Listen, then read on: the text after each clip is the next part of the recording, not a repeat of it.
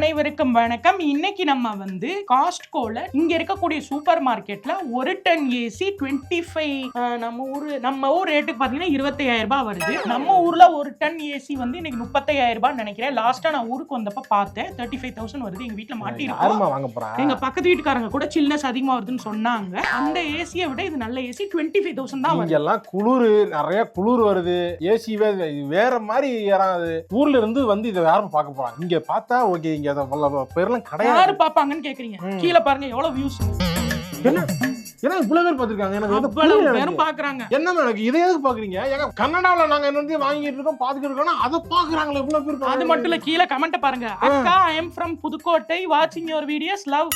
புதுக்கோட்டையில இருந்து Canada video பார்த்து எனக்கு எதுக்கு? ஐ எம் ஃப்ரம் காரைக்குடி, எங்க ஊருக்கு அந்த ஏசி கிடைச்சா நல்லா இருக்கும்னு போட்டுருக்காங்க. ஏசி கிடைக்கும்னா நீ வாங்கி போட்டல ஷிப்பிங் அது இதுன்னு போய் எங்கேயோ போயிருமே ரேட்டு.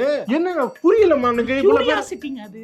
கனடா நம்ம வெளிநாட்டுல அவங்க எல்லாம் எப்படி இருப்பாங்கன்னு ஒரு கேள்வி இருந்திருக்கும். அது இப்படிதான் இருக்கும் அப்படின்னு நான் காட்டுறேன். அத பார்க்கறாங்க. இப்ப வந்து இங்க இருக்கக்கூடிய மீன் சந்தையில போய் மீன் வாங்கி வஞ்சர மீன் ஃப்ரை பண்ண போறோம். வாங்க.